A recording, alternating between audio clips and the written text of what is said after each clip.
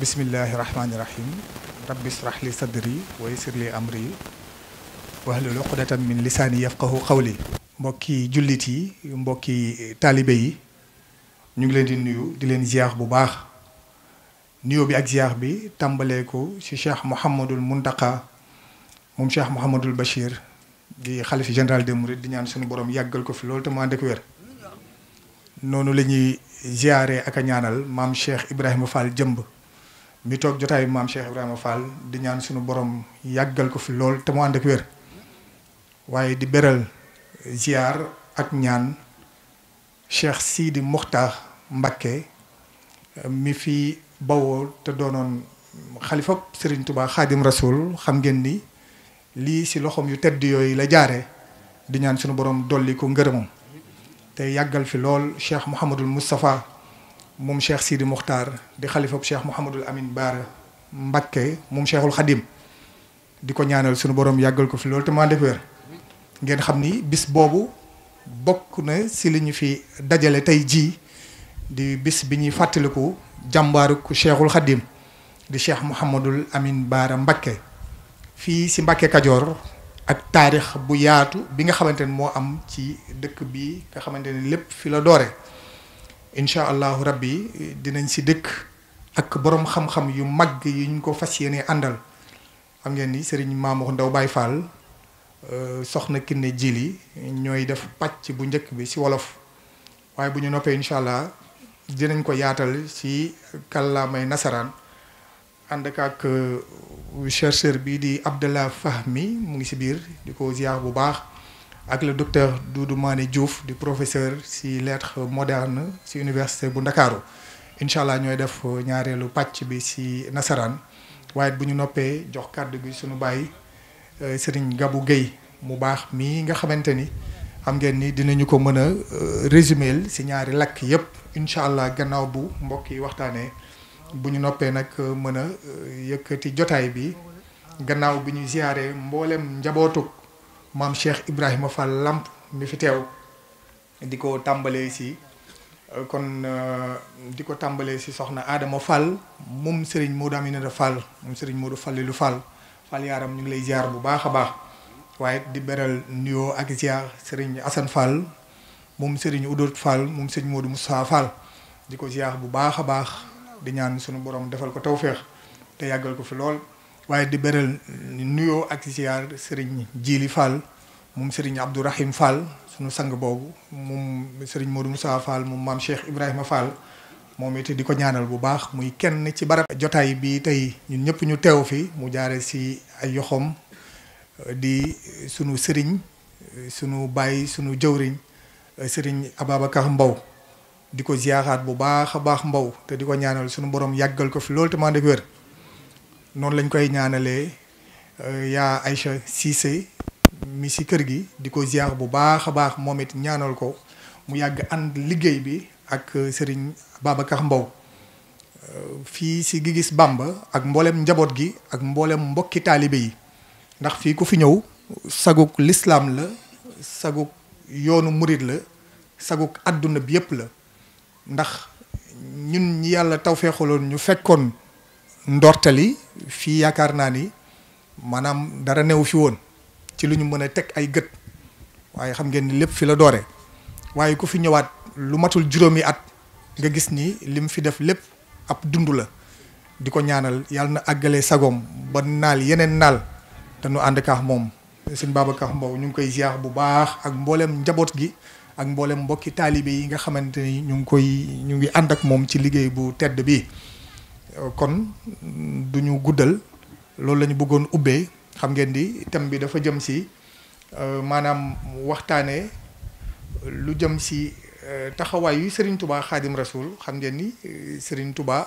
moo ñëw yeesalaat dundalaat l'islam loolu la ñu fas yéene waxtaanee waaye maam Cheikh Ibrahima Fall mi nga xamante ni moom moo wane yoon wi ba tax ñu koy wax Baabul Muridiina xam ngeen ni ku bëgg a topp Serigne Touba Khadim Rasoul faaw nga roy si maam Cheikh Ibrahima Fall Lamp Baabul Muridiina loolee nag incha allah boroom xam-xam yaa ngi toog dinañ ñu ko jàngatal ba bu ñu fiy jógee mën a am lu bari lu ñu yóbbaale waaye xam naa sëñ Mamour kon jox la kàddu gi di nga si dikkaat sax lii ñuy bëgg a wax di ndigal li tukkee ci sunu sang bu tedd bi di Serigne Babacar Mbow nga xamante ni jamono ji adduna bi li ñuy dund di crise sanitaire maanaam si wàllub wér-gi-yaram ñun ñëpp xam nañ ko ba tax na yu bare yoo xamante ni waroon naa xew yu si bëri dañ ko ni mu waroon a demee dañ koo xaw a maanaam wàññi waaye it xam ngeen ni fii si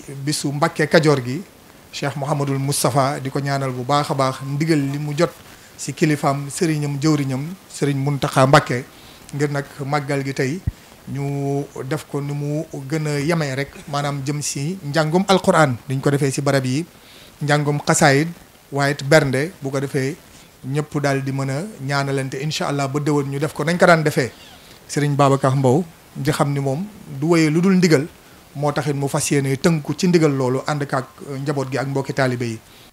sëñ Aline Badara ñu ngi lay jaajëfal bu baax a baax di wax ne jotaay bii jotaay la nag ndax ku ne xam na ne màggal gi niñ ko defe woon ci at yi weesu wute na ak tey waaye tey nag li ñu fi indi mooy lañ fi daan indi ndax dafa am liggéey bu ñu fi sëriñ bi sant teg ko ci loxol sëñ Babacar Mbow muy liggéey boo xam ne képp ku di murit di taalibe war nga cee feeñ kon su bis bi dellusee ñu ne kat ren dañ koo woyefal ngir li xew te yëngal àddina bépp waaye nag ñu ne nañ dem nag ñun nemmeeku ji fa nga xam ne daawuñu fi jot ba su set ña nga fa muy suñ sànc bi ñu sant muy ab liggéey buñ demee nag soññee ci sànc bi waxtaan ci wax ci Cheikh Ibra Fall ak li fi xewoon looloo nu fi indi waaw dama bëgg murid di bàyyi xel ci ne néew ñu fi di woote ak màggal déedéet daa am ñun lu nu sant nu ne ci nga xam ne bu dul bis bi it beneen bis bu mën a doon it nii la war a mel ci noonu ndax barki dem moo njaay lañ jóge ci kuulaas bi nii la mel mbooloo mi fii lañ tam ñu waxtaane Cheikh Ibra kuulee yeewi mbooloo mi looloo nu fi indiwaat tey daa am lu nu fi sant nun te kañ ko joxoon nañu dem leen ca ba tey jii néew ñu teg leen ko bu ne na woon wallaay lancim tey bu sëriñ bi ne woon sëñ Babacar mii loolee ma la santoon kat ndéggandikul dootu ko fa gis ndax ndiggale ko fi bàyyi waaye bañ ko ko joxee ba tey sëñ bi da ko na wéyal waxoon naa fii ne boo xoolee ci sa bët da ngay defee ne dañ koo fàtte ndekete Cheikh Ibrahima wéttal fii nag dafa am lu fi xewoon waaw loo xam ne kenn waru fee teggi sa tànk te sa xel fii ak li des ci sa kanam ci ay weer bés bu set sam xel du dem ci ne demoon nga Mbàkke Kajoor waaw ndax buñ naan ak murit fii a tax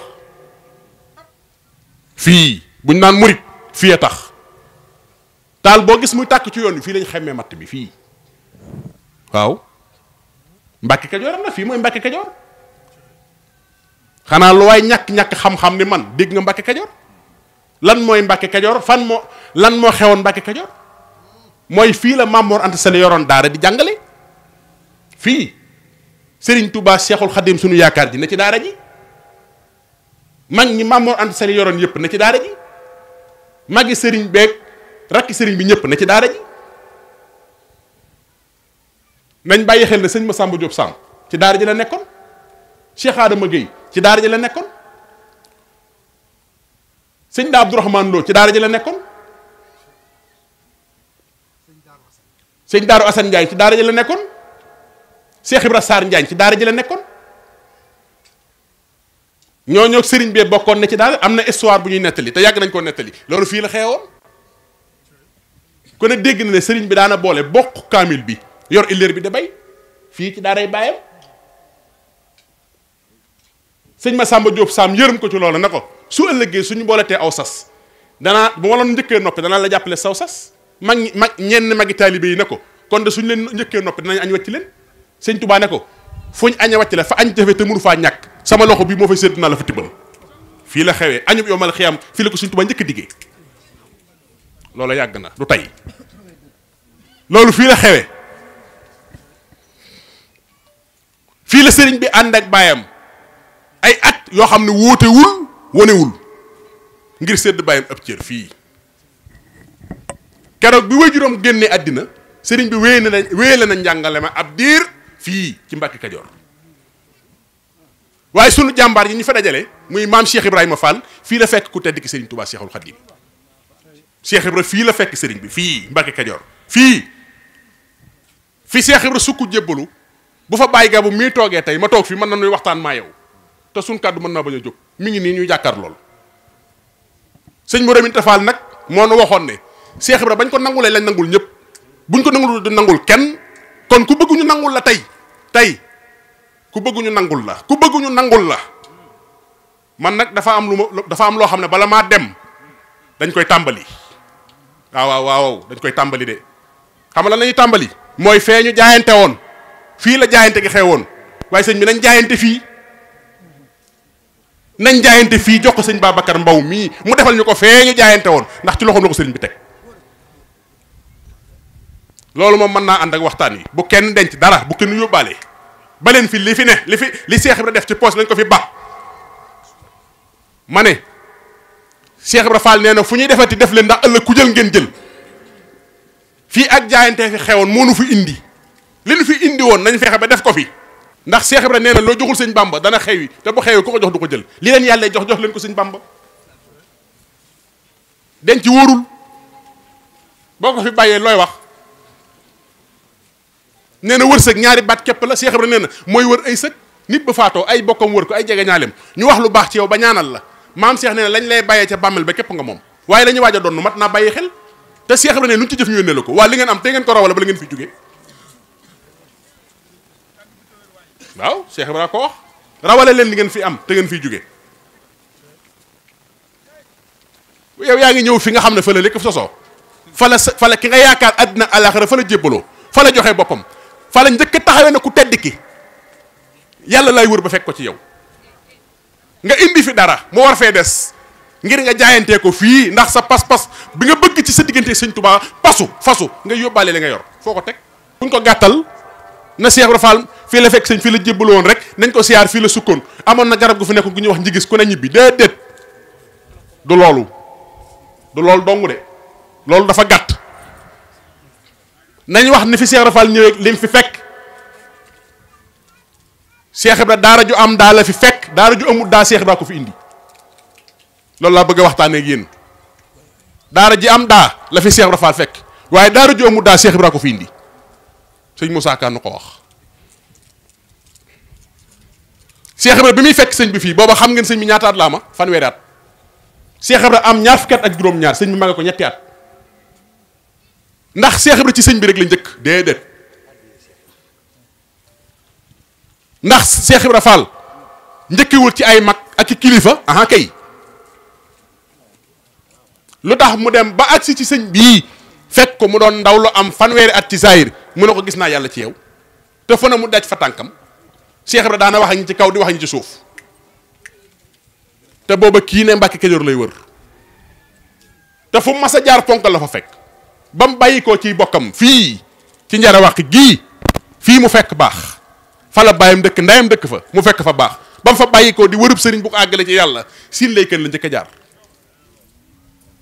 xam ngeen ne mboolem lu bokk ci maam lay kan ca ponkal ya nga bokk ndax ñetti moor yooyu te sëñ Touba fonk Cheikh Ibra fonkoon leen lool kon ba maam Ummi Fall moom maam Cheikh Ibrahima Fall ganee jamono 1929 doomu yaay Fatou Fall Ousmane Cheikh Ibra Fall def ne nañ ñëw kii na ko xottil mbootu kii na ko wat ki ci des na ko kii muy moor war xakkan moor kumba kan ak muru maram kan seen kër fii la Cheikh Ibra Fall njëkk ci siin lay kan gii maam Cheikh fanaan na fii ci armée li siin lay kan yi def na fa listixaar xëy na waxtaan sëñ muru maram kan Cheikh Ibra waajoon na ngir jóge foofu dem gànnaar ndax jàppoon na ku baax ki feeñu ci ñu ñuul ñi ci weex ñu weex ñi la feeñ waaw Baye Cheikh Kana ma ko wax surtout maam muru ka surtout maam lay kana maam Cheikh nee na li ko joxañ Badar Gueye nee na fii la ko gis ci siin lay kan ba mu demee Badar kilifa la fa fekk waxtaan ak moom waaye Cheikh Ibra Fall nee na leer gi ko won tay ba Dakar joxoñ ko fii ci Mbàkke Kajoor nee na Badar la ko gisee nekkete kon góor yàlla yàgg nañ ci yoon wi waaye sëñ Touba mbër du feeñ ci kanamam soo nekkee ne sëñ Touba mbër du feeñ ci kanamam bi mu jógee Badar la jaar tay ba Dakar dajeeg Cheikh Adama ak Cheikh Makhtar Touré Cheikh Adama Gueye ngi fii tëdd soriwul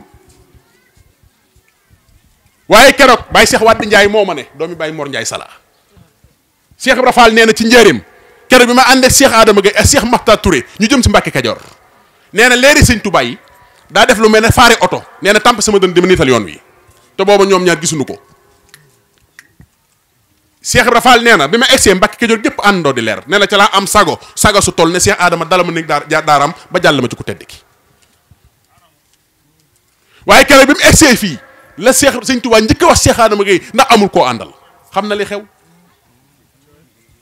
waaye Baye Gabou loola sax yàggul am na lu ko gën a yàgg mooy bi Cheikh Ibrahima nekk Mbàkke bi mi Cheikh Ibrahima nekk Njarawàqi di toll ci ay at yu néew baayam di teel a génn door a génn àddina mook sëñ Saliou Fall rek la am ak benn bu jigéen bu ñuy wax Roqeya seen nijaay Njaay Fatma yar leen ñu nekk ak seen nday Seyni bu Njaay ci Njarawàqi la Cheikh Ibrahima daan tëdd guddi ku tedd ki di ñëw di ko tiim ci Njarawàqi looloo gën a sori ba sëñ Saliou Fall xëy di ko xibaar Cheikh Ibrahima mu ne ko boo gisatee dëppal ma tànk bi boo gisatee Saliou du gone nag Cheikh Ibrahima ne bokku ci Adama ak Awa kon Cheikh Ibrahima lu mu doon moom waaw Cheikh Ibrahima wax ne Saliou bokku ci Adama ak Awa rakkama ñoo bokk ndey ak bay kon ndekete sëñ Tuubaa fu alalam nekk mu fekk ko fa loolu Njarawàqi nga koy xamee Njarawàqi la ku tedd ki daa ñëw daan tiim Cheikh Ibrahima Fall Baabul Muridiina moo tax njarek jëpp àndandoo jàppoon ne Ibrahima Fall daa wérul waaw ndax lam daan feeñal ak ndof lañ ko jàppe woon moo tax nag luñ masaan a bëgg a xam ci moom wala luñ masaan a bëgg a def ñu daal di dem nag fi ñu jàpp ne buñ fa jaaree ak moom dana amuk dal ñu dem warak la xew warak xam nañ li may wax Kajoor gi la dëkk diggante Kajoor ak Njàmbur Njabi mooy kër baayam Ahmadou Roqeya mi ko jur Njabi la dëkk Wàqi mooy kër Roqeya Njaay mi jur Ahmadou Njare mooy kër Seynabu Njaay miy ndeyam maam Amar Fall ak maam Roqeya Njaay ñoo jur Ahmadou Roqeya ndax càllale ga dafa yaatu te Cheikh Ibra dañ koo tànnal aw jiwu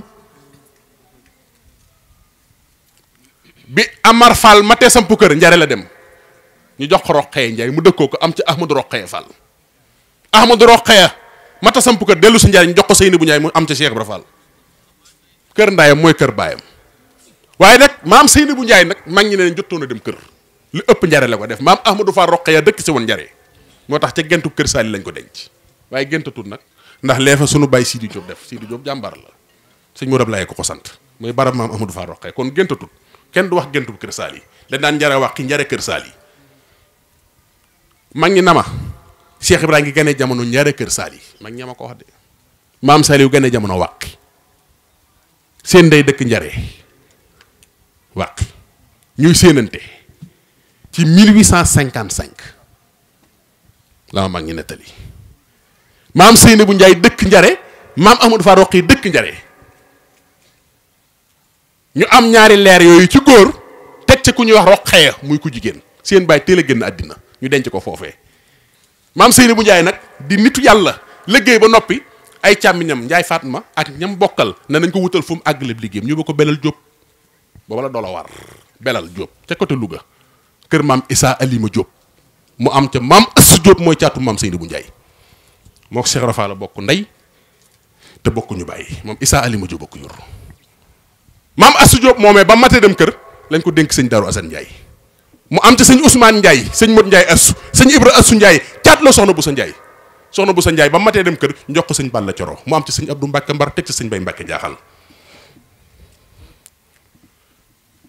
gannaaw si bi lañ ko jox sëñ Mortala Fall moom ci sëñ Sidi Fall moo doon taawu sëñ Mortala sëñ Abdou Aziz soo toppoon ci moom waaye nag Cheikh Ibra Fall kër ndeyam ak kër baayam di daara Balla Faagay mi jur maam Seyni bu Njaay yor daara di jàngale ci Njare kii dem na Njare maa ngi moom juróom-ñaari Njare yépp foo ci dem ay taalu jàng nga fa Cheikh Ibra Fall jàng Alxuraan ci kër ndeyam ndax mag ñi nee nañ ma ca Njare bu maam Balla Faagay masaan a génn ndeyi Cheikh Ibra Fall maam Seyni bu Njaay téel doo nga ñuy tari ndeyam da daan jàngale Alxuraan moo tax doomi soxna la boo gisee Cheikh Ibra kenn mënu koo jaay yu juddu kenn du ko jaay dara mooy dammel dee calaw mooy maam nag bàyyi leen xel na juróom-ñaari dammel yi falu ci Kajoor ñëpp maami Cheikh Ibra Fall lañ Lat Joor ci sant Jóob te ci ndeyam la ko jële xam ngeen loolu histoire la bu dee ci doomi soxna Njaare Njaay kenn mënu leen ci réew mi Seyni bu Njaay ca la bokk kon paaka ñaari bor la fu ko ci neex dagg moo tax caddu durusu sukk ci kanamam loolu moo waral Cheikh Ibra jël aw yat dóor ca xolub jéeru joor ndee la mati cub bu xam nañ ko Cheikh moo ko joxoon jël ko ca xolub ñoo xam mboore màngara ñoo xam mboore ñaar la ko jox muy soxna Fall Mbenda waaw jarbaatama Cheikh Ibra Fall dëkkoo ko am ca sëñ Modou Mbenda 1904 ca tasineer la gën a jamono mu jëlaat biiga màngara may doomam joxaat ko maam Cheikh jox ko sëñ Modou Gueye ñaay mu am ca soxna Khady Gueye ñu jox ko sëñ Modou Moustapha Fall moom sëñ Cheikh Fall Khady Gueye Cheikh Ibra Fall ñooñee la mën a jëflanteeg ñoom te kat yow ma ci ñooñu ndax mën naa la wax mbaar jóor si gi ca njukki wax la gédal mbóoj bàyyi doomi bàyyi saasi kumba bale gédal ko jur ak ñeneen ak ñeneen ak ñeneen waaye lim doon paaka ñaari boor a tax fenn fu ne mu man faa laal lam bëgg te du sonn parce que da cee bokk am na loolu boo bokku ci ñoom doo leen mën a yën xëcc Cheikh Ibra da cee bokk waaye loolu lépp nag ba mu xewee nag ci njara wàqi ba mu xam ne nag léegi nag dig ba jot na maam Modou Fatma ne ko ne ko sa waaja nga dëkki su ma ko gisee su doonum taaba mën a ñor na maga ma nag dooy bàyyi ma de waa ndéem xam nañ ki may wax de dooy bàyyi ma maga ma waaye nag sëñ Tuubaa ko joxoon ndigal nag foo dëkkalal Modou Fatma ca wet ga Modou Fatma gore mu njëkk a jox boppam Cheikh Ibra Fall koroog ba Cheikh Ibra génn la ko ne foo jëm mu ne ko sama waaje mu ne ko boo ko gisee mu ne ko xanaa sukk jox ko sama bopp mu ne ko def naa ko ci yow mu ne ko Ahmadou da nga maa bëgg a nax waaye boole naa sa bakkan ak sama bakkan dénk ki mu wuti te gisuguma ko mu taw la Ibra Fall xëri xumma jox Cheikh Ibra teg ca Cheikh Modou Fall ma jox ko teg ca soxna Mati Fall bàyyile ko Cheikh Ibra Fall bay Abdou Ñanga ma ko wax maam Cheikh Modou Fall ma nag waa ndéem xam nañ ko ndax moom la Cheikh Ibra Fall ma sa wax ci njëreem na ko Cheikh mu ne ko Fall mu ne ko ëllëg yomal xiyaam yéen waa ndéem ak sa mbokk mbooleem lu bokk ci néegu may sa coro géey fu Seyni wu Njaay dëkk fa ngeen dëkk waaw maa la wax loolu de mu ne ko lu bokk ci néegu may sa coro géey mbooleem lu dëkk ndéem ëllëg yomal xiyaam fu Seyni wu Njaay dëkk fa ngeen dëkk nee na njaarim laa ko bés ba guddi mu wax ma loolu ndax yéen waa ndéem war ngeen a sant Cheikh Ibra de xanaa xamoo ne Bambey ak li ko wër lépp bay gabu Cheikh Ibra dañoo defe ne Kajoor rek la moom mooy ba du moroomu Bawol Cheikh Ibra séqut ak Bawol kenn am na ko mas a génn àddina ci Bambey ci daara ja daaray Cheikh Ibra ja bay Cheikh Modou Fatma nee na fekk naa bi ñu koy wax Cheikh Ibra Fall ngir ñu denc ko ca daara ja wala ñu indi ko njaarim wala Touba mu ne xeexee doom denc leen ko foofu xanaa xamu ne keruk jumaay Touba ñëw na ba njaarim keruk jumaay njaarim ñëw na ba Bambey bu Bambey nag doom daa këll mooy ndéem ak la ko wër kuñ denc ci këll mën nga ko sa tabax ba ca Touba Cheikh Ibra Fall la ko waxoon waaw moo tax Cheikh Ibra dafa xam li xew te xam li xew moo yombul waaye bi mu dikkee fii nag fii ñu toog tey fii Baye Gabou fii bi fi Cheikh Ibra Fall ñëwee lu fi xew dama bëgg a yegg ci yàlla foo ko mës a dégg ci àddina dama bëgg a yegg ci yàlla da dib dëkk wala day nit wala yàlla mooy kan ba nga naan dama caa bëgg a yegg waaye Cheikh Ibra waxut wax ju ndaw de léegi nag buur nay nopp ba tax ne ba dënnu kenn mënut tërë ci waaye xam nga ne maam Cheikh Lo ba kenn waxagul lool ku ko njëkk a waxut wax ju ndaw damaa bëgg a yegg ci yàlla sëñ Tuubaa ne ko fu ma xamoon fu yàlla ne doo fekk Cheikh Ibra Fall ne ko dama topp tànk mu dugg ci kër gi génn ma tànk ma génn kër gi aw ma fa soxla kenn ko du yàlla waaw Cheikh Ibra daa xam li xew dañuy jox kàddu gi xam naa soxna Kiné Djily moom mooy def ñaareelu pàcc bi ci wolof suñu noppee nag Baye Gabou dinañu tënkal waxtaan wi sëñ Mamour Ndaw ak soxna Kiné Djily def si maam Cheikh Ibrahima Fall ci wolof le temps ñuy dégg si ñaareelu pàcc bi moom it joxaat ko mu daal ñuy tëjal jotaay bi incha allah. jaarama maam Cheikh Ibrahima Fall Lamp Bambour Dina jërëjëf ci maam Cheikh Ibrahima Fall Lamp Bambour Dina asalaamaaleykum wa rahmatullahi taala wa barakaatu bokki taalibe yi ñoo ngi leen di siyaare bu baax ci barab bu tedd bii ñu toog di siyaare suñu kilifa yi nga xam ni ñoo ñu wër di njabootu maam Cheikh Ibrahima Fall Lamp Bambour Dina sëñ Mamour Ndaw siyaar nañ la Baye Gabou maa ngi lay siyaar bu baax waxtaan wi fi nga ko bàyyee aj nga ko ci kaw wàcce woo ko waaw wàcce woo ko ndax Cheikh Ibra kenn xamu ko damay faral di wax ni nit ñi nañuy déglu ñiy waxtaan ci Cheikh Ibra ndax Cheikh Ibra kenn xamu ko jigéen ñi nag dama bëgg ñu gën a jaayante ndax may di waxtaanal tuuti ci Fat Diop Mbagnick soxna Penda Ndiaye Diop soxna Aminta Sarr soxna Anta Ndiaga soxna Fatam Lambeen soxna Mariama Sarr njuufa ñetti gën jigéen ñooñu Seera Fall nee na su ma fekkoon sëñ Bambay seexal ma seexal leen kon bul yaakaar ne jigéen du liggéeyal Cheikh Ibra jigéen day liggéeyal Cheikh Ibra ndax Cheikh Ibra mbirum yàlla la woote te jigéen sañ naa liggéeyal yàlla nju fa ñetti gën moranteeg ñetti gën yi soq daaray benn njël lépp mu soq ko ci benn bis ñu ko woowee nju fa ñetti gën daara joo xam ne ñetti téeméer dong ak fukk ak ñett dañ fay yeewoo mu soq njël li tey mooñ ko tey tere ko tey dong yi xewloo ko ñu koy woowee nju fa ñetti gën te Cheikh bi daa ko defar man fa du mbañik Seera Fall amoon na mën a ko tudd mën a aliyaana ak mën a faal mën a yooyu ba dugalee gëléem di ko togg gëléem mën nga ko togg sono fa dem mbañik da ci daan def diwlin ba diwlin ji tàkk ba diwlin ji saas mu fab xar yi di leem di saaf di tëral ak ay loxom góor yàlla yëpp ñu xool Cheikh Ibra daana bég ba dugg ci biir néegu biiram génne mbubam solo ko fa dem mbañik soxna fa dem mbañik maam Seera Fall daana ko solo ay mbubam bég ba solo ko ay mbub boppam kon bu ñu kenn nax cër diggante jigéen ak góor ay cër la am na góor yàlla yoo xam ne ñoo gën a jigéen ci kaw suuf lu tax ay rijaalum anas lañu rijaalum anas dañuy mbaxalu di tàppante di liisal di waxi jigéen di dem ci biir jigéen ñi di waxtaan ak ñoom bay xeeñ jigéen rijaalum anas lañu jigéen nag bu bëggee yàlla di dox suñu borom di dox ci yàlla di jëf ci suñu borom day dem ba nekk jigéen waaye dañ koy góoral Cheikh Ibra am na lu ne na jigéen ñi laxasaayu liggéeyal maam Cheikh Ibra bëgg ca cëri ñoom fat dem mbañ ya bëgg ca cëri anta njaga ya bëgg ca cëri fattam lamben jigéen yàgg na ak cër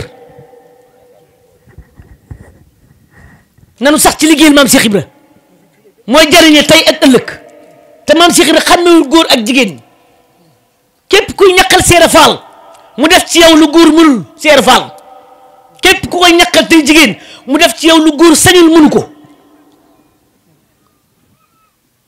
ndax sañ-sañam ci yàlla kenn xamu ko Cheikh Ibra sañ-sañam ci yàlla la kenn attanut lim sañ ci nguur boromam kenn sañu ko maam Cheikh Ibra ndegam seexi maam Seera Fall yi ñoo war a mat àdduna seexi maam Seera Fall rek benn seex boo ci tegoon àdduna mu yëf àdduna benn seex boo fi tegoon ci àdduna mat àdduna seexi maam Seera Fall yi niñ ko waxee woon sànq ni mu ko waxee di nag soxna yi tedd yi nekkoon si keppaaru maam Cheikh Ibrahima Fall liggéeyal ko ba làq ngërëm ñooñee ku roy si ñoom. nit bu waree wax dafa war a équilibré wu dafa war a équilibré wu daal maanaam tu es serein nga jàkkaarloog nit ñi leen wax xam-xam mais bu fekkee dañ laa boyal ba nga xam ne da ngaa boy pour nga wax doo xam looy wax discours yu weesu nag dañoo boyal Mamoun man j'ai toujours du plaisir à l'écouter man xaw ma sax lu tax ñu may wax loo ndax awma xam-xam ci Cheikh Ibra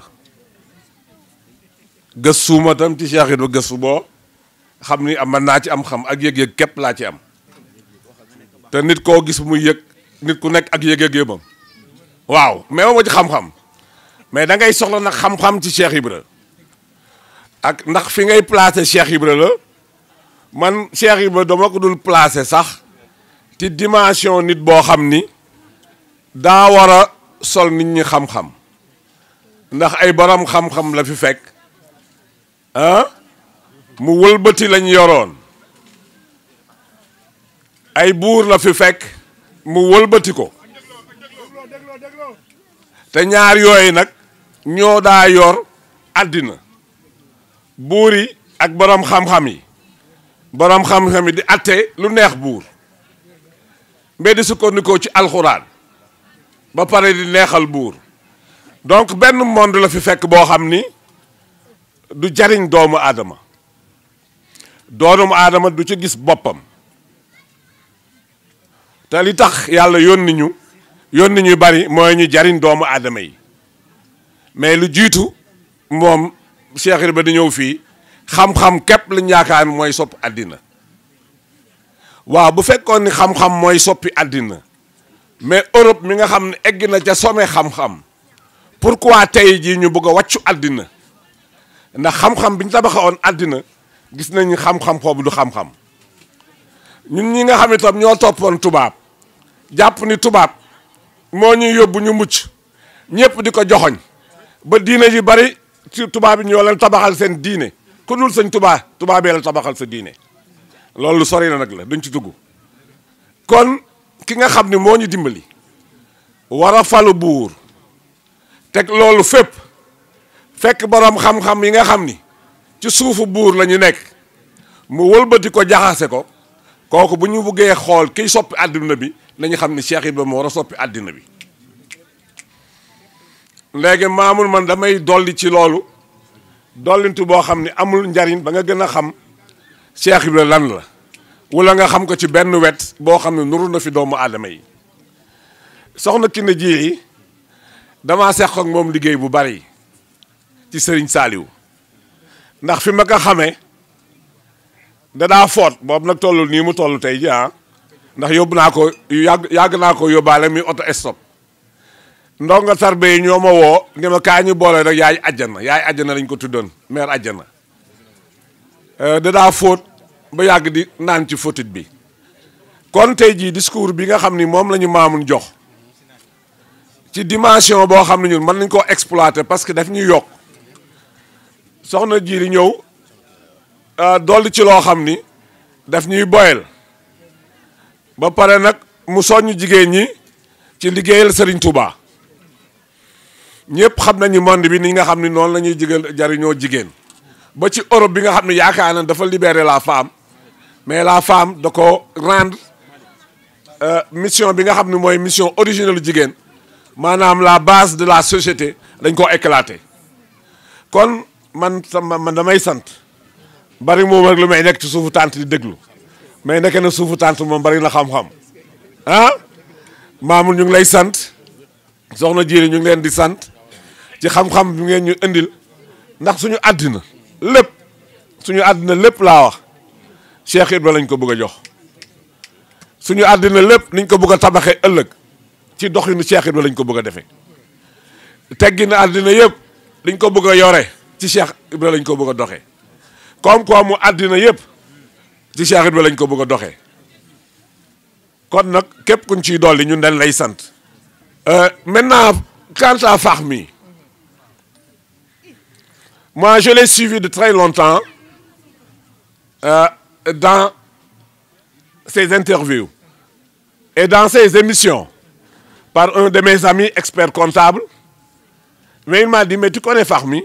Moi non, je ne le connais pas. Et il m'a donné des vidéos de Fahmi. daa mel ni ñun lu ñu bëgguloon a wax moom moo ñëw dañu ko waxal. Et en français oui et il le dit en toute indépendance et ci langue boo xam ni ñun on pensait que Mouriti ne sont pas instruits, Mouriti ne sont pas des connaisseurs de la langue arabe, et lui en tant qu'issu du monde arabe et de l'université, en nous faisant comprendre que la plus grande université islamique c'est la Mauritanie. Moi ça je ne le savais pas, je pensais que c'est le Maroc, c'est l'Arabie saoudite, et cette plus grande université islamique bi nga xam ni les blancs ont conduit Serigne Touba là-bas pour le complexer. Serigne Touba a réussi à les complexer et à les soumettre dans la voie mouride. Et récemment, il a dit dans les médias que Serigne Touba est un cas unique dans l'islam. Et ça, on ne pouvait pas le dire. Donc, quand il vient aujourd'hui donner un apport sur la dimension exceptionnelle de Serigne Touba, il faut qu'on réfléchisse sur la croissance du mouridisme. Aujourd'hui, la croissance sénégalaise est une croissance exportée vers l'Europe, orientée vers l'Europe. Mais la croissance du mouridisme au point démographique, c'est Touba, Darou Mourti. Nous regardons les mourides, ce qu'ils ont constitué comme un royaume. Donc, Abdou Fahmi, il est en train de nous démontrer avec Doudou Mané que le mouridisme, en cela, est une exceptionnalité dans le pays. Doudou Mané est en train de nous voir. Aujourd'hui, Cheikh Ibrahima, là où c'est exceptionnel, ba leen suñ Touba gërëmee ñëpp dañoo dugg ci àll bi dundal alxuraan moom mu dem fa Touba ba nekk di waajal Serigne Touba ba Serigne Touba ñëwee fekk na mu def ay connaissances yu bari avec les blancs et avec la CGT de la France en négociant les conditions de la libération de Cheikhoul Khadim ba Cheikhoul Khadim demee géej mu ni cëpp ñu waa Looyeen dem leen Thiès maa ngi ñëw. Et en 1930 il a créé le quartier de Madina Fall et ils sont allés à l'assaut de la ville de Thiès mun leen fa ñukk dem Dakar dem Tolbiac il a ratissé Dakar dellusiwaat Thiès avant les chemins de fer. Donc ça c'est un modèle de croissance économique et sociale. Et en cela aujourd'hui les gens sont en train de le démontrer dans les universités. En cela on est inventé de Seigne Moussa Ka, Seigne Mbaye Diakhaté sont les poètes. Quand je disais aujourd'hui le corbeau et le renard, mon grand-père les Gaulois, mais man Gabou ni ma ñuule, comment un Gaulois peut être mon grand-père? Et pourtant on a réussi à me convaincre que mes grands-pères c'était des Gaulois. Et aujourd'hui Seigne Mbaye Diakhaté est en train de nous revenir que la langue wolof est une langue merveilleuse. Donc en cela nous serons toujours très fiers, Fahmi, de vous écouter parce que tu es en train de nous démontrer que Serigne Touba, Cheikh Ibra, c'est des exceptions dans l'islam. C'est des dimensions de l'islam incompris et mal compris que nous sommes en train de reconstituer économiquement et socialement pour les enseigner non seulement dans les daara mais de les enseigner dans les universités les plus modernes de l'Afrique occidentale. Et nous aussi, par notre accoutrement, man ni ma mel sama yaay musuma gis ma sol yéeru olof. Ma mère ne m'a jamais vu porter. J'étais toujours en costume. J'étais toujours en train de louer la langue française. J'étais toujours à une destination sur l'extérieur. C'est Khelcom qui m'a transformé. La ilaha illallah,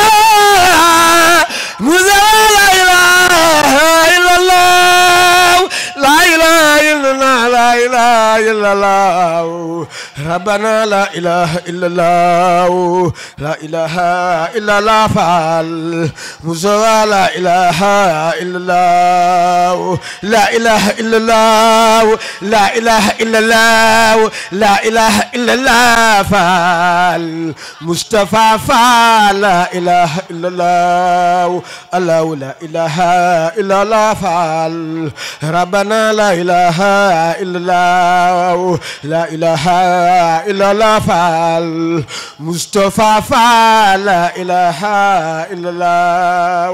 Merci beaucoup pour cette brillante introduction du thème que va essayer de développer, de tenter de développer M. Abdallah Fahmi, notre ami chercheur, comme nous venons juste de le dire. Il va essayer de nous décortiquer un peu le thème qui consiste à savoir, Cheikh Ahmadou Bamba, comment il a su devenir le vivificateur de l'islam. Le point de départ d'une aventure spirituelle exceptionnelle entre Khadim Rassoul et Cheikh Ibra Fall. C'est le Zahar et le Batin. Donc il y a une histoire dans le Zahar, il y a une histoire dans le Batin. On va parler des deux aspects. Parce que le Zahar sans le Batin, on ratera l'esprit. Et le Batin sans le Zahar, on ratera les formes. Donc c'est important de savoir allier le Zahar et le Batin. Ici, c'était l'école de Mamor Anta Sali. Et Khadim Rassoul étudiait chez son père, avec beaucoup de ses condisciples, qui sont devenus après ses talibés, comme Sirine Adamagé, Sirine Bakiboso, Sirine Massamba Diop, Sirine Abdahman Lo, les premiers qui ont fait le djibolo avec Khadim Rassoul, qui étaient ses condisciples. Donc tous étaient formés. Et c'était la meilleure école, ou l'une des meilleures écoles du pays, dans l'enseignement islamique. Mais Khadim Rassoul, depuis son enfance, il a démontré des talents et des dons qui ont stupéfié même son père. Il voyait déjà en lui, dès sa jeunesse, des signes qui n'étaient pas comme les autres. Donc il était vraiment voué à son Seigneur. Même c'est quand il était enfant, les professeurs disaient ne l'importunez pas. Il était sous un arbre, il était en train de lire le Coran. Il dit il ne faut pas l'importuner, lui. Il ne joue pas avec les autres. Il est toujours concentré sur ce qu'il fait. Et ce qu'il faisait à l'époque, c'était l'apprentissage du Coran et des sciences islamiques. À l'âge de 18 ans à peine, il avait produit un livre exceptionnel, Mawahib al-Quddus, dans le Tawhid. Mawahib al-Quddus fi Nazmi Nasri Shaykhina Senussi. L'imam Senussi est le plus grand théologien du monde islamique. Et presque maintenant, tous les théologiens du monde islamique se réfèrent à l'imam Senussi. Et son père avait l'habitude de enseigner rapidement. Et il n'aimait pas se répéter. Donc, et la matière, c'était la plus difficile, Tawhid. Ilm al-Kalam. C'était la matière la plus difficile. Donc, beaucoup n'arrivaient pas à suivre. Alors, il venait demander à Khadim Rasoul de leur expliquer, ses condisciples. Alors, il a pensé à écrire, synthétiser les écrits de l'imam Senussi et les rendre accessibles. Et il a produit un livre qui a stupéfait son père. Alors, il lui a laissé l'enseignement du Tawhid. C'était ça qu'on a. Maintenant, Khadim Rasoul s'était imposé comme enseignant. Il n'est plus un élève. Après, bon, quand son père devait quitter ce monde, c'est lui qui a géré l'école. On voulait même l'installer comme Qadi, à la place de son père qui était le Qadi de la Djor, du roi du Cayor. Il a refusé. Il a dit que ça ne l'intéressait pas. Lui, il se consacrait aux adorations, à l'enseignement. Et puis, c'est un élu. Allah l'avait élu depuis son enfance. C'est après qu'on a compris. Donc, il démontrait des signes depuis son enfance de sagesse, de connaissance, de perspicacité, de clairvoyance et des karamates. Même les gens venaient le solliciter pour les prières depuis son enfance. Même son père, avant de partir, il lui a confié toute la famille, alors qu'il n'était pas le plus aîné des enfants. Il lui a confié l'école et toute la famille. Et toute sa famille l'a rejoint, ses frères même plus âgés que lui. Et après, Khadim Rasoul, quelque temps, il a géré l'école et puis a laissé l'école à Sina Abdahman Lo. Il est parti en Mauritanie. Il cherchait encore. Il est allé voir les plus grands savants et saints dont on parlait au Sénégal et en Mauritanie. Il est allé voir Mam As Kamara. Il est allé chez Cheikh Sidia. Il avait revivifié le Wurd Qadr qu'il avait pris de son père. Après, il est allé chez les Idou al-Hajj. Il a pris le Wurd Chadili. Il est allé Idou Ali. Il a pris le Wurd Tijan. Et il a collectionné ce qu'il a trouvé comme livres, les plus fameux livres qui circulaient en Mauritanie. Et déjà, il était étonné parce qu'il était déjà à l'heure égale où il est dépassé déjà à cet âge-là, mais il n'était pas encore connu.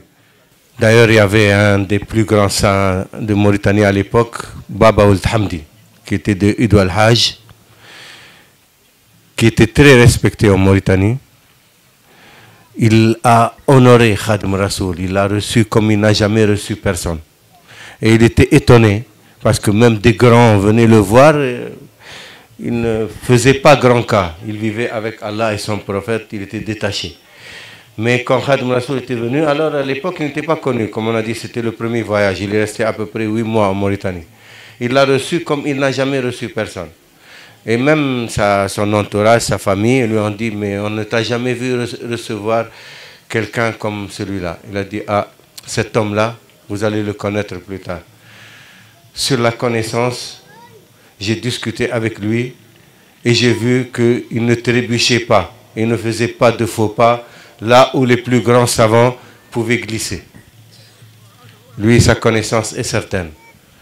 Sur la wilaya, j'ai vu des signes qui ne trompent pas de sa wilaya. Mais ce qui est plus grand, c'est ses adab. Rien que ces adab, il le favorise à être le qutb de notre temps, de notre époque. Ça avant que Khadim Rasoul ne soit connu, hein, avant l'exil. Avant. Quand il est revenu, Khadim Rasoul, après, il s'est installé à Touba. Il avait écrit Masal Kijinan. Il a commencé à Baki Baol, il a fini à Touba. Et là, après, il a reçu le prophète Mohammed sallallahu alayhi wa sallam. C'est le prophète Mohammed sallallahu alayhi wa sallam qui est venu le voir avec les compagnons de Badr. Il lui a dit, là, en ce moment, tu es arrivé à la même station que Cheikh Abdul Qadir Jilani, Cheikh Aboul Hassan Chadli, Cheikh Ahmed Tijani, les trois grands qutb les plus connus en Afrique. Mais le qutb ne peut pas exercer sa fonction avant 40 ans. Et Khadim Rasoul avait 39 ans, 9 mois. Il a dit, mais je peux raccourcir pour toi le délai pour occuper ta fonction. Khadim Rasoul lui a dit, moi ce que je veux c'est être avec toi en permanence, comme les compagnons de Badr. Alors lui a dit le prophète Mohammed sallallahu alayhi wa sallam, mes compagnons ont gagné leur station par le djihad de Badr. Et aucun djihad ne peut valoir le djihad de Badr. Pour accéder à cette station, il faut subir des épreuves que personne n'a pu relever. Parce que si quelqu'un il faillit, il demande l'assistance d'Allah, il ne peut pas continuer, il va perdre tous ses acquis. Donc personne n'a osé. Khadim Rasoul dit, si Allah me laisse en vie, rien ne peut m'empêcher d'y accéder. Parce que mon amour pour toi est tel que rien ne peut m'empêcher d'y accéder. Alors c'est là qu'a commencé l'aventure de Khadim Rasoul. Khadim Rasoul, quand il est revenu de Mauritanie, il avait quelques disciples qui étaient ses condisciples de l'école. Ils n'étaient pas encore connus. Et il y avait Cheikh Ibrahim qui était d'une famille royale, la plus aristocratique des familles du Sénégal. Les Fall, c'est eux qui ont donné tous les rois du Sénégal. Même la George par sa mère. Donc c'est la famille la plus aristocratique du Sénégal. Son grand-père était roi, donc il vivait dans la royauté, dans le milieu tiédo. Mais sa famille maternelle, ils sont des savants, des érudits de l'islam. C'était une famille maraboutique. Donc il avait les deux cultures, royale et maraboutique. Et il cherchait Dieu. Il cherchait. Il sortait pour aller, il entendait un cheikh, il restait auprès de lui, il le servait. Un jour, il y avait des disciples de Khadim Rasoul, Mam Adama Gueye. Il était parti faire des courses pour Serigne Touba.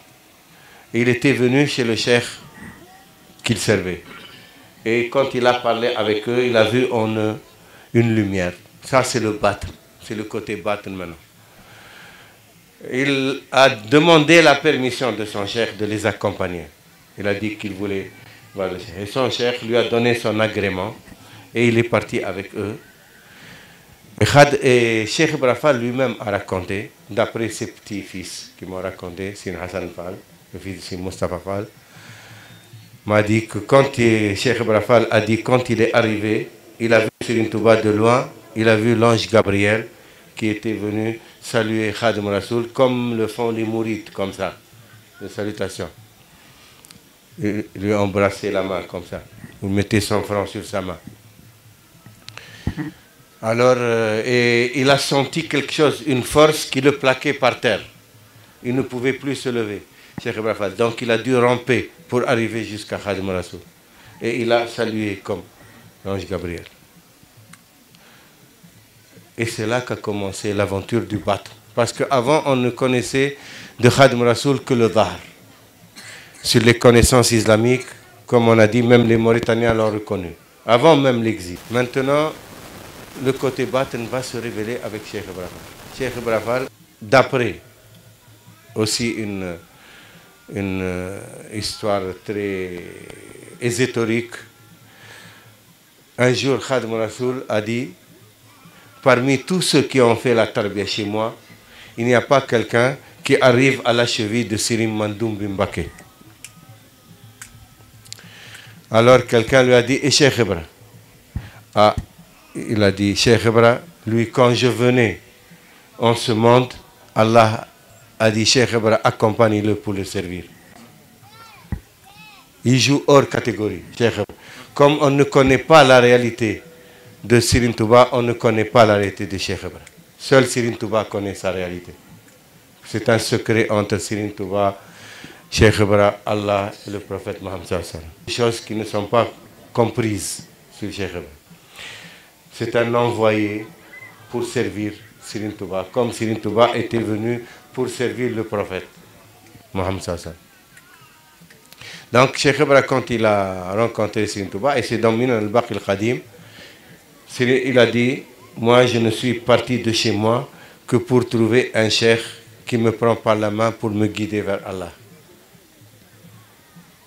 Khadim Rasoul lui dit, moi-même, si je n'avais trouvé du prophète Mohammed sallallahu alayhi wa sallam ou d'un cheikh qui va me conduire vers Allah que sa tombe, je serais resté devant sa tombe pour le servir jusqu'à ce que j'accède par sa baraka à Allah. Tu vois les étoiles dans le ciel, si je n'avais trouvé que ça, comme qui ont abrité la terre, qui a abrité le prophète Mohammed sallallahu alayhi wa sallam, ça m'aurait suffi pour rester sur terre pour le servir. Donc si tu veux rester pour me servir, n'espère de moi ni maison, ni case, ni femme, ni richesse. Moi, tout ce que je cherche, c'est pour l'au-delà. Et il en fait le pacte. Et Cheikh Ibra Fall a commencé, donc, quand ceux qui les compagnons avec Khadim Rasoul étaient tous des savants, des grands savants. Cheikh Mbaki Bousso, Cheikh Abdelrahman Lo, Cheikh Massamba Diop, Cheikh Adama Gueye, tous des savants. Alors Khadim Rasoul, le matin, après la prière du matin, il ouvre un livre ou le Coran ou des livres de hadith, il commence à leur expliquer, il pose des questions. Cheikh Ibra Fall, lui, il s'occupait, il allait chercher le bois, il faisait la cuisine, il nettoyait, il faisait la khidma. Parce que lui, il n'était pas venu pour chercher la connaissance exoterique. Il était venu pour accéder à Allah. Donc, il a dit, Cheikh Ibra, il voyait toujours autour de Khadim Rasoul 10 portes qui étaient scellées. Ça, c'est dans le Batan, hein, comme on a dit. Il y a l'histoire d'Ar et l'histoire du Batan. Il voyait des 10 portes autour de Khadim Rasoul qui étaient scellées. Il a dit, il s'est levé, il a ouvert une porte. Et ce qui en est sorti, un flux, une effusion, on dit faïda, comme le flot de l'eau ou de la lumière qui jaillit. Et il dit, tout le monde a tenu sa tête comme ça, il ne pouvait pas supporter. C'était un flot de miséricorde. Tout le monde a tenu sa tête. Il a dit, il a attendu pour voir qui va ouvrir une seconde porte ou une troisième porte. Personne ne s'est levé. Alors il a laissé les 9 autres portes ouvertes. Maintenant, ces histoires-là, il ne faut pas les prendre à la lettre. Il faut comprendre le sens. C'est ça le bâton. Ça veut dire que Cheikh Ibra Fall a ouvert une porte de miséricorde par laquelle sont entrés les gens. Si ce n'était pas cette porte, le Sénégal ne compterait pas aujourd'hui 95% de musulmans. Parce qu'à l'époque, le Sénégal ne comptait à peine 20 à 30% de musulmans, au grand maximum.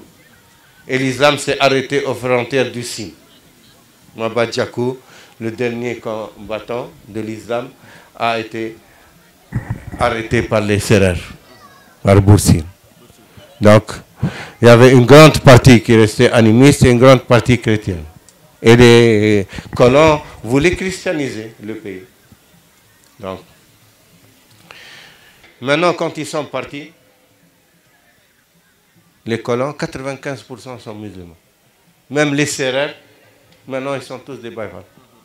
Presque tous, ou la quasi-totalité.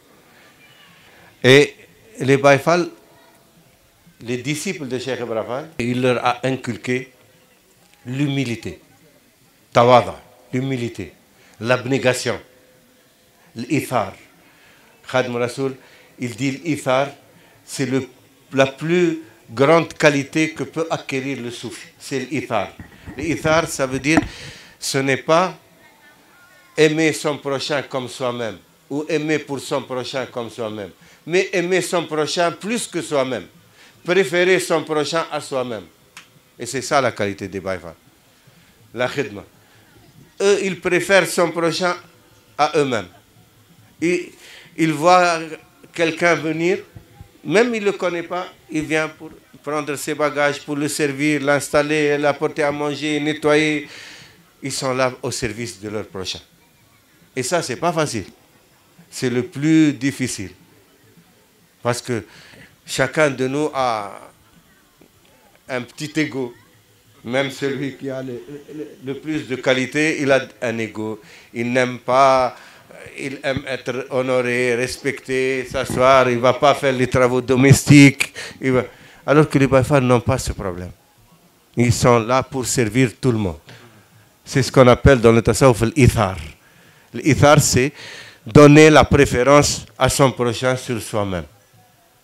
Alors que la plus grande qualité de musulman, c'est aimer son prochain comme soi-même. Ça te suffit.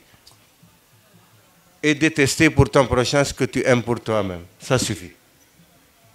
Mais aimer son prochain plus que soi-même, ça, c'est pas donné. Tu ne peux pas demander à quelqu'un à ça.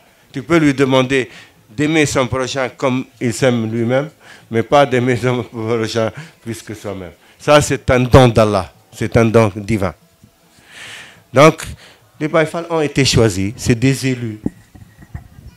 Ils ont suivi Cheikh Ibra Fall parce qu'il leur a montré cette porte de miséricorde qu'il a ouverte et par lesquelles ils sont entrés. Les tiers avant, c'était eux qui gouvernaient le pays. C'était les princes, les rois. Ils ne savaient pas travailler. Ils ne savaient pas faire l'agriculture ni l'élevage. Donc, d'où est-ce qu'ils vivaient? Il allait prendre de force Razia. Donc, c'était des guerriers, braves, courageux, fêtards.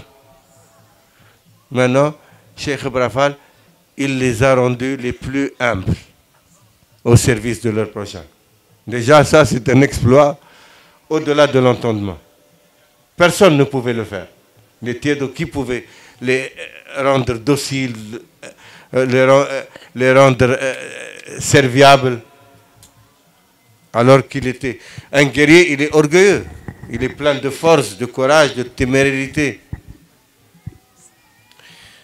C'est ce côté-là qui distingue le mouridisme, le côté du dhar et du bat. Beaucoup de gens ne comprennent pas le cas des Baye Fall, ne comprennent pas le cas de Cheikh Ibra Fall. Bien que Cheikh Ibra Fall, en vérité, tout le monde le respecte ici au Sénégal. Malgré, si les gens critiquent, ce n'est pas Cheikh Ibra Fall. Ils peuvent critiquer les Baye Fall. Ils peuvent dire, voir certains Baye Fall qui ont des attitudes peut-être qui dérangent certains, ils peuvent les critiquer. Comme personne ici ne critique Cheikh Ahmadou Bamba Khadim Rassoul. Tout le monde sait que c'est le plus grand des saints. Il est la fidélité même au message du prophète Mohammed sallallahu alayhi wa sallam. C'est le Coran en personne. Personne. Mais ils peuvent critiquer les mourides. Ils peuvent trouver des mourides qui ne sont pas vraiment dans la ligne de leur cheikh. Donc, mais les mourides, s'ils sont critiqués, ils disent qu'ils n'aiment pas Cheikh Serigne Touba. Les Baye Fall, s'ils sont critiqués, ils disent qu'ils n'aiment pas Cheikh Ibra Fall. Donc, ça crée des fois des tensions inutiles, franchement. Et je parle très sincèrement, très franchement. C'est des tensions inutiles. Il ne faut pas se sentir agressé. Parce que Cheikh Ibra Fall s'est imposé par sa personnalité, par sa force, par son courage, par sa générosité. Tous les marabouts du pays le respectent. Haj Malik, Baye Niass, tout le monde, même en Mauritanie. Cheikh Al-Ainain, Cheikh Saad Bou, ils ont écrit même sur Cheikh Ibra Fall. Hein. Tout le monde le respecte, Cheikh Ibra Fall. Il est connu que c'est l'un des plus grands saints. Donc, ce n'est pas un sujet à débat. D'ailleurs, les fils de Serigne Touba, ils mettent Cheikh Ibra Fall comme Serigne Touba. Serigne Saliou lui-même disait, partout où vous êtes, quand on parle de Cheikh Ibra Fall, c'est comme si on parle de Serigne Touba. Plus encore, Serigne Mountakha, dernièrement à la télé, il a dit, moi, quand je vois un vrai Baye Fall, je le préfère sur ma propre personne. Donc il ne faut pas se sentir agressé. Des fois, quand les gens ils parlent de la charia, ou ils parlent de... Non, non. Être bien dans sa peau, bien dans sa personnalité. Si quelqu'un ne comprend pas, généreusement, on l'aide à comprendre. Les tensions là, il faut en finir. Il faut passer à une autre étape pour le bien de tout le monde. Parce que Serigne Touba, il a apporté la paix, le pardon, la générosité, le don de soi. Donc tout le monde doit se sentir à l'aise avec les mourides. Parce que les mourides, c'est une bénédiction pour l'humanité. Pas seulement pour le pays, pour l'humanité. Partout où ils sont, maintenant à New York, le maire de Harlem, il donne l'exemple des mourides aux Noirs américains.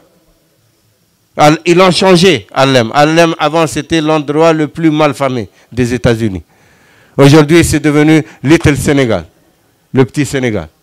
Les Sénégalais ont ouvert partout des commerces et tout, et ça a changé la configuration. Et partout, où est-ce que tu vois une tariqa en fait son cheikh dans un État américain ou dans une ville italienne? Seuls les mourides, 7 États américains. Ils fêtent journée Cheikh Ahmadou Bamba, chômé, férié, payé. Bamba Day. Dans 7 États américains, sinon 11 maintenant, je crois, plus peut-être. En Italie, pareil, des villes. Donc, ils ont un grand rôle à jouer, les mourides. Là, ici au Sénégal, les mourides, ils doivent toujours entendre la voix du khalife. C'est ça la force du mouridisme, c'est l'unité. Il a une seule autorité, le khalife. Le khalife de Serigne Touba, c'est Serigne Touba. Donc, et ils ont montré à travers l'histoire du Sénégal la sagesse, la clairvoyance, les bonnes décisions. Quand Serigne Fallou a imposé ou a soutenu Senghor, le premier président, personne ne comprenait.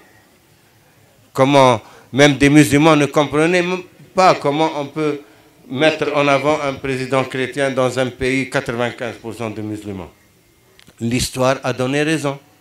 Il a posé les institutions du pays qui tiennent jusqu'à aujourd'hui. Le Sénégal est un pays exemplaire dans tous les pays du tiers-monde et même de l'Europe. Regarde ici, la transition se passe en douceur. Regarde les États-Unis aujourd'hui. Donc ici, il n'y a pas de problème. Même si au temps des élections, certains politiciens, ils chauffent quelques communautés et tout, ils créent un peu de désordre, mais après, ça rentre dans l'ordre. Et puis, il y a une paix sociale entre les ethnies, entre les communautés, entre les tariqas, entre musulmans et chrétiens.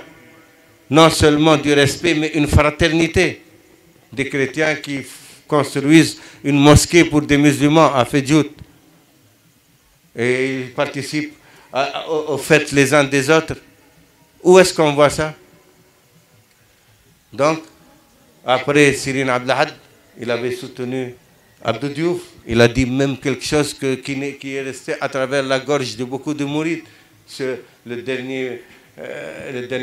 Avant-dernière élection de Abdou Diouf, celui qui nous soutient Abdou Diouf a trahi Serigne Touba.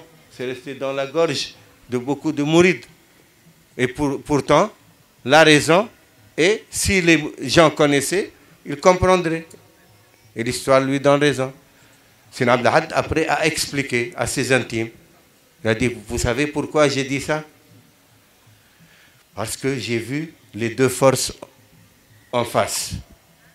J'ai vu que ceux qui sont dans l'opposition, ils vont faire tout pour avoir le pouvoir. Ils sont capables de tout pour avoir le pouvoir. Et ceux qui sont dans le pouvoir, ils sont capables de tout pour rester au pouvoir. Ils ne vont pas se faire de cadeaux. Et si je les laisse, le sang va couler dans le pays. Et ce sera une scission à jamais. Et puis j'ai vu que ceux qui sont dans l'opposition ne sont pas encore mûrs pour le pouvoir. Il faut qu'ils attendent encore.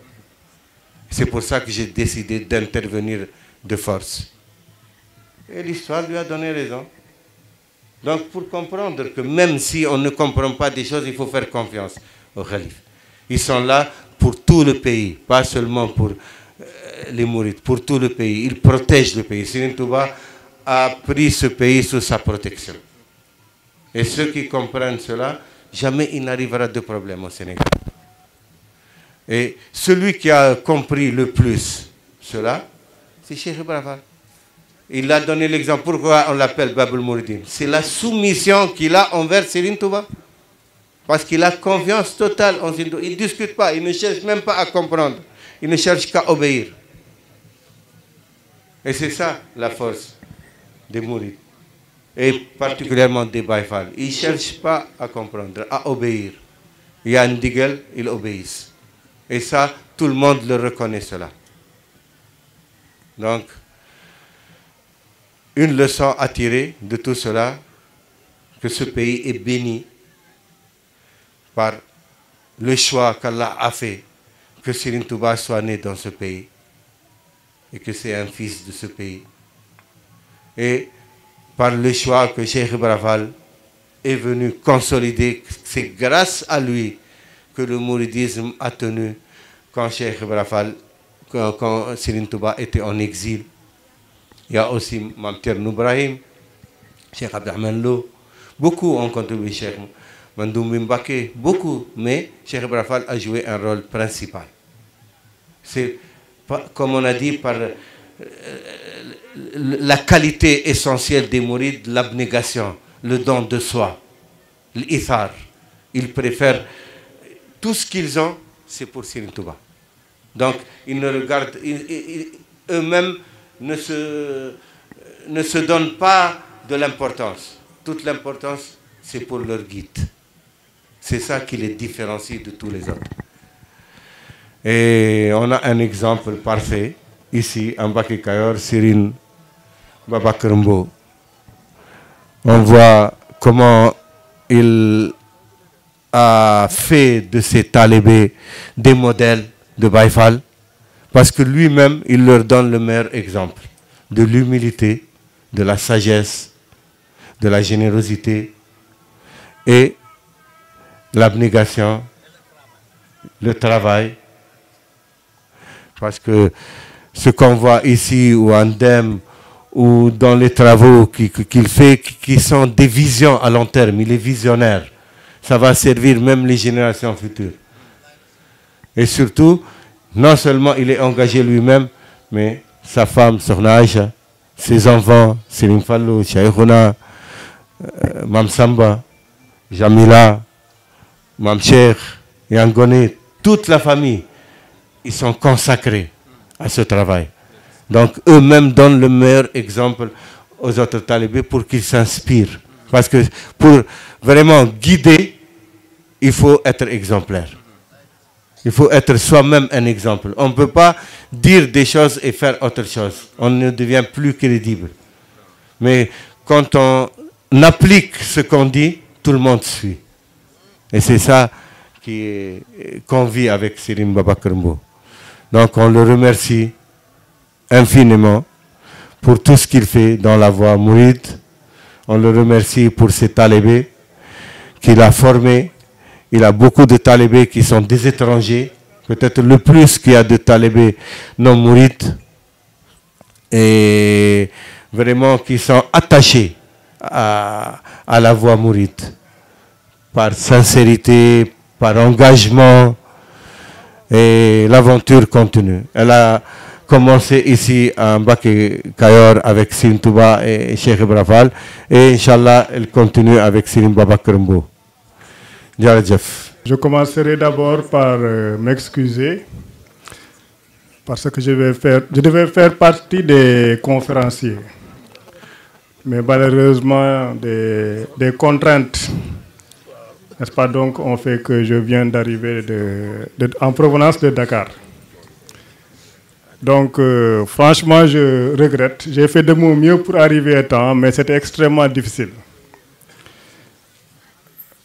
Mais je ne pouvais pas ne pas être présent parmi vous. Et c'est tout un bonheur et tout un honneur d'être parmi vous. D'être à Mbacké Kayor, là où tout est parti. Là où Mame Cheikh Ibrahima Fall a rencontré Cheikhoul Khadim. Tout mouride devait faire son pèlerinage à Mbacké Kayor. Ceux qui m'ont devancé ont certainement retracé la biographie de Mame Cheikh Ibrahima Fall. Mais ce qu'on peut retenir de lui, et ce qui est incontestable, et que tout le monde accepte, c'est que c'est lui le modèle. C'est lui l'archétype. waaw ma sànni yenn kàddu wolof. waaw maa ngi leen sant bu baax di leen gërëm bu baax di sant sëñ Babacar Mbow moom mi xam ni ba doon xool tey jamono samay gëstu moom mooy doxinu maam Cheikh Ibrahima Fall ndax boo xoolee ñi fi toogal maam Cheikh Ibrahima Fall ñoom ñëpp ay jàmbaar lan ñoom ñëpp ay liggéeykat lan ñoom ñëpp ñu ngi wéy si ndigal maam Cheikh nag ñëpp nangu nañu ni moom mooy yoon wi li koy firndeel mooy ñu ngi koy tuddee nee nañ mooy baabul muridina tuddewu ko boppam ñu ni mooy lamp Fall lamp bii leeral tuddewu ko boppam yoon wi ñoo ko tuddee lu tax ñu tuddee ko mooy moom mooy yoonu murid moom mooy murid bi njëkk te fii la ko wone avant muy ñëw yoon wi amoon na Sëñ Tuubaa wane na ko woon waaye moom moo ñëw dëggal ko moom moo woon ñëw wane dëgg-dëgg lan mooy murid moo ni woon ni nu war a def ba nekk murid bi mu jébbaloo kon moom mooy le premier murid am Cheikh Ibra Fall mooy le premier murid ñi fi nekkoon ay taalibe lañu woon waaye murid bi dëgg-dëgg mooy maam Cheikh Ibrahima Fall loolu kenn mënu koo teggi loolu kenn mënu koo ko teggi te boo xoolee ñu ni moom mooy modèle bi dafa fekk moom moo ko doxee ndax lépp looy wut si murid mi ngi si maam Cheikh Ibrahima Fall moom mooy yoonu murid mooy yoonu murid waaw boo jëlee si valeur yi moom la looy wër si murid maa ngi si maam Cheikh Ibrahima Fall looy wër si murid te da ko yëkkati ba si kaw fu xam ne kenn mënu faa yegg kon valeur yi moom moo koy incarné boo jëlee wàllu social moom la wàllu social boo ko jëlee moom la organisation si kër gi moom la ndax boo xoolee ñoom moom Sëñ Tuubaa danoo complémentaire waaw Sëñ Tuubaa mooy ki am gis-gis bi waaye ki ko dëggal mooy maam Cheikh Ibrahima Fall ñoom ñaar danoo complémentaire waaw boo xoolee samay gëstu maa ngi ni boo xoolee Sëñ Tuubaa c'est une force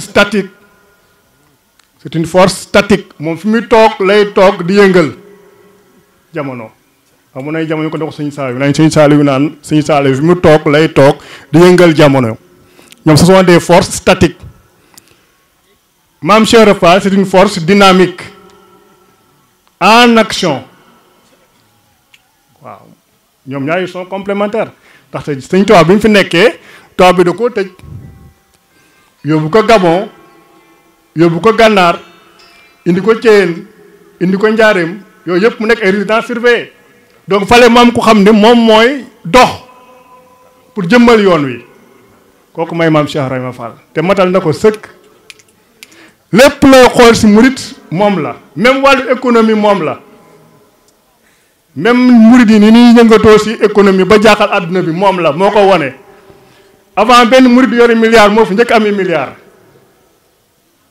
avant benn murit di am milliard moo fi njëkk amee milliard loolu wér la ay gëstoo ko woon tubaab bee ko bind ay preuve moo fi nekk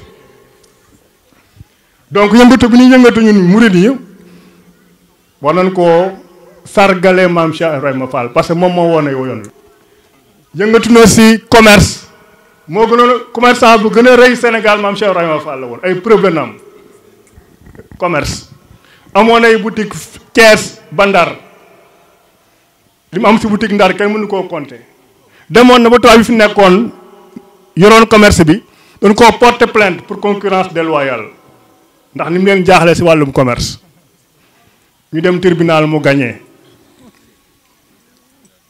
donc moom ku doon yëngatoo si économie boo jëlee wàllu mbay ba léegi amuñu baykat bu toll ni maam Cheikh Ibrahima Fall ba léegi ba jamono ji amul tubaab bi moo ko bind tubaab bi fu maam Cheikh dem topp na ko fa bind na preuve yaa ngi fi archive yaa ngi fi ñu ngi sama livre bi mi ngi sama livre bi jamono bi muy tàmbalee di bay tubaab bi nee na li mu am si tool mu ëpp na téeméeri tool mu koy lim benn par benn téeméeri tool jamono yooyu nee si jamono yooyu 2000 taalibe ñoo nekkoon si toolam yi 2000 taalibe ñoo ko compté ñoom tubaab bind ko Marti moo ko bind 2000 taalibe ñoo nekkoon si ay toolam bi muy tàmbalee laa la wax de 2000 taalibe lu mat 150 tool nekk si réew mi Kajoor Bawol Siin Saalum fépp moom fay tool fu nekk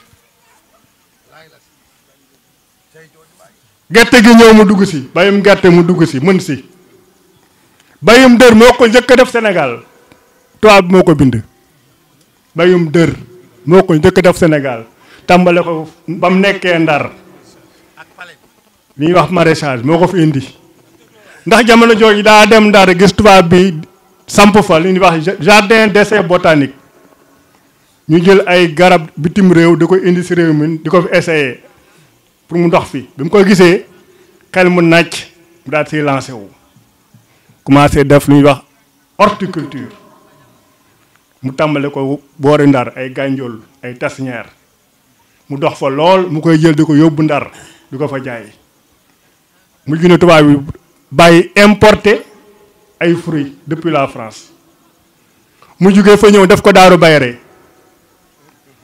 Bayre Paul Marty fekk na ko fa Paul Marty fekk na ko fa ne ko maam Cheikh looy def fii mu ne ko suuf si daa nangu moo tax ma ñëw fi mu bind ni maam Cheikh fekk nañ ko Daaru Bayre mu jële ay plante Ndar sa jardin botanique ba di ko fa jëmbat Daaru Bayre 1902 mu dem Ndar defaat ko fa hôpital principal ba avenue Roume moo ko moomoon toolam la woon da ko doon def bayum dër la ko doon def boo weesoo commerce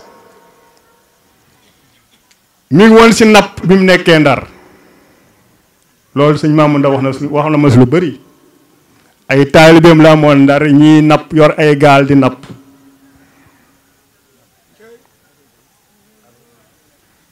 bu ngeen soo si commerce lii wane ni ku ñaw la woon bi mu gisee saxaar train tubaab bi di ko dawal si biir réew mi mu xam ni train matt moo koy dawal daa dem ak signé ak ñoom contrat di ngeen jox matt di leen ko jaay signé ak ñoom contrat dem si àll bi taxaan matt di leen koy jaay mu wax xaalis bu bëri signé ak ñoom contrat waaw waxtu wu mayewu ko maa ngi jégalu bu baax waaye maam Cheikh li ñu si mën a wax mooy nit ki xam ni sëñ Touba moom la tëgg jox ko àdduna waaw sëñ Touba moo ko tëgg jox ko àdduna ndax àdduna mën see jariñoo du pour ñun rek àdduna bi yëpp bu ñu toppee maam Cheikh Ibrahima Fall àdduna dox ni mu war a doxe loolu wér la te li koy firndeel mooy Mbàkke Kajoor gii ak liggéey bi sëñ Babacar Mbow def bis boo fi ñëwee fekk ay tubaab ak américain tubaab jóge fu nekk ñëw yéemu ndax li mu fi liggéey fu mu ko jëlee ci maam Cheikh Ibrahima Fall kon nag doy na modèle doy na sëkk modèle bu ñu bëggee ñun Sénégal bu ñu bëggee réew mi dox nan topp tànk maam Cheikh Ibrahima Fall nit ku mat la c'est un homme entier waaw dalay ay tànkam boo ko toppee sa àdduna day baax sa àllaaxira day baax doo tooñ kenn boo xoolee ni maam Cheikh Ibrahima Fall li ñoon dox ak tubaab yi ak li sëñ Touba ak li tubaab bi def sëñ Touba terewul mu dox ak ñoom si jàmm ñu koy seet si muy di seet muy fanaani palais maam Cheikh Ibrahima Fall doon fanaani palais si tubaab bi ñoom ñoo ko bind Paul Marty moo ko bind dañ ko doon invité palais moo fay def ay fan si biir tubaab bi ndax li mu leen di jaaxal nit complet la nit ku mat sëkk la waaw mat si àdduna si waaru zahir mat si baatin nit complet nit ku mat la ku koy gis sopp ko ni sëñ Babacar Mbow def si nit noonu la doon def si nit ku koy gis sopp ko ku koy gis respect da lay imposer respect da lay imposer admiration ndax ni muy doxee kooku mooy maam Cheikh Ibrahima Fall li nga wax ni tubaab yi ci boppam ñoo wax ne est un fin diplomate remarquablement intelligent. Cheikh Ibra tubaab yi dem nañ ba ne erreur bi nu def ñoom mooy sëñ tubaab mi ñu yóbbu bàyyi fi Cheikh Ibra dañ ne ci yoon moom la ñu waroon a yóbbu parce que kii daa toog rek di jàngale di wane mais toj dëkk xool doomu aadama nga tropicaliser ko defaraat ko formanté ko ndekete kii moo koy def te du maye dara Cheikh Ibra mayul sëñ Tuubaa dara maanaam duma la may dara yi mbër yi di waxe Cheikh Ibra ko def sëñ Tuubaa sëñ bi dem na ba mu ne bu ma kenn topp Gabon Cheikh Ibra fexe na ba jël doomam sëñ Fallou Fall mu yóbbu man dem naa ba maa yomba ga sëñ Fallou Fall doon taale mbatti jalambaan yi pour sëñ Tuubaa di mën a gis li muy bind guddi sëñ Fallou Fall moomu li ko ci fekk ma wax la ko dem na ba ñëw ci yéen joteeg menn mag parce que menuisier yi nii sëñ Fallou Fall bant da koo déggaloon ba moo dàq defar menuisier yi di defar ci di former bant ci lu leen neex nee na gis na martu yàgg te naaj boo déggee Hitler dem bay tëkku de Gaulle di wax naan si ce n'était pas les noirs je bombarderai la France dans 24 heures et je mettrai de Gaulle dans un bouteille loolu lan la ci Cheikh Ibra nit ñi dañ doon damm seeni baaraam pour bañ a dem soldat góor ñi di bëgg a doon jigéen pour bañ ñu yóbbu leen Cheikh Ibra naan mbubb yi waroon naa cee toll doom Baay Faal yi ñoom di pare pour dem ñoom ba bu la tubaab bi naan mat nga ak matoo sax da koy lijjantiwaat parce que léeg-léeg ñu ne nit xool nañ la matoo soldat peese la ci bascule bi nga dóor tubaab bi mu daanu ne ko Cheikh Ibra ne mat naa nga naan matuma pour bëgg a dem bi nu koy jox bopp jaara googu ngay wax man dem naa def naa fa conférence muy ci Gànjul Tasineer Ndar waa Ndar dañoo dem ba tiit ne kii buñ ko bàyyi ci biir dëkk bi day mujj moom Ndar ñu ñëw ci tubaab bi wax ak moom mun leen bàyyi leen ñu génne ko Ndar nañ ko may suuf su sori te yaatu moom suuf rek la bëgg tubaab yi ñëw ne ko dañ lay may benn suuf convoqué ko muy commandant Carpo mu ne ko foo ma koy may mu ne ko dëkk bu tudd bopp jaara mu ne lu may fay ñu ne ko doo fay mu ne kay damay fay man xooluma lu dul liggéeyal doomi jaara ngeen may tànnal dëkk di ma wutal dëkk bu tudd bopp jaara maay fay kon danga maa yëngal mais nag ñëwuma fi woon sax pour wax sëñ Babacar mii laa doon siyaar si école Cheikh Touré ci Ndar sëñ Mamour dem nga fa ànd naa fa ak sëñ Cheikh Bintou Fall Cheikh Ibra ko moomoon moom fu mu mës a moom rek bi ko tubaab bi paree doon na dara sëñ Fallou Fall fa la ganee jamono sëñ Ablaye Fall Ndar fa la ganee jamono soxna Roqee Fall fa la ganee jamono dem naa ba ci barabam ba foofu dem na ba yar gaynde ci Ndar dressé ko ba mu doonu Baye Fall tubaab yi ñoo bind Paul Martin moo ne il a dompté un lion ma ne ko Cheikh Ibra nañ li jëntiwaat affaire bi sëñ Moussa Ka moo ko ni yaa jëkk a jibbale sa xol fekkoon nga gaañay xor-xoral ñi lay taqal ñi lay setal yaa xàll ngir mii nuy doxe yow yaa xam sëriñ bi yaa xarañ daawoo werante kub sëriñ bàjjo bi yaa bari njariñ waane wi yàgg ngaa naxe am ngay dërëm am ay ngërëm jël say dërëm jëndee ngërëm loo ma sa am tàbbal këram ay junni faal nga daa joxe ne ko jox nga ko àddiyee giléem yu sa fi ngordu sa fi koom soldaar sa sax yaa joxe sa doom fàllilu faal am na texe ma ne nañ taxawlu foofu yooyu buñ ko toppoon te tubaab bi lim ci wax doy na sëñ bi professeur xoolal ci nit ak Cheikh Ibra yaa ko wax nit ku mat ñoom ñoo ni signalement très noir de peau taille au-dessus de la moyenne frontaux élargis chevelure crépue et broussailleuse œil petit et vif arcade sourcilière saillante bouche grande nez épate alliance dans les pays marié avec les femmes les plus nobles du Bawal et de Kayor et de Sine Saloum, descendante directe des anciennes familles royales, indigènes, Guit et Drobé. Ces familles ont été rivales pendant plus de 300 ans. Ce femme se nomme premier Gagne Siri Fall, fille de l'ancien Damel du Kayor, Emery Ngone Fall, deuxième Gane Diop, troisième Koumba Tcheleman et tous les deux filles de Damel Ladior. Fille de Samba Laobé, tuée à Tuan par le lieutenant soviétique en 1886, cinquième Benda Fall, veuve de Dembawar. Il incarnait à sa personne toute la gentillesse, la générosité, l'élégance, la prisation. Bu ma sànni dox ci rue André Rebond tubaab bi dañuy génn di ko topp dafa tax bayre baa bari woon bayre rabu àll la yoroon bu ma sànni wuyu sëñ Tuubaa bu génnee yuuxu yaag sarxol yi mooy wane ne Cheikh Ibra génn na asalaamaaleykum wa rahmatulah jërëjëf. waaye am na solo tënk na loolu macha allah xam naa ñàkkul ni dinañ ko yaatal beneen yoon ndax nag xam ngeen ni programme bi dafa xat te fi mu ne nii dañ woon sax dañuy yëkkati waaye zikarkat yi ndax jotaay Baye Fall moom mënut a ñàkk yëkkati si ñaari kalimatul xaq di ziar bu baax mboolem zikarkat bu fi nekk waaye sunu naataango sëriñ Mame Mor Mbaye bu Touba TV di ko ziar bu baax sëriñ Modou Faye seen nañ ko fi ñu ngi koy nuyu di ko ziar bu baax bu Touba Vision. kon maam Cheikh Ibrahima Fall lañu sëriñ Touba joxoñ ni nga ko waxee suñ ko toppee duñu réer te sëriñ Babacar Mbow gis nga moom matérialisé na ko moom illustration bu leer la ci.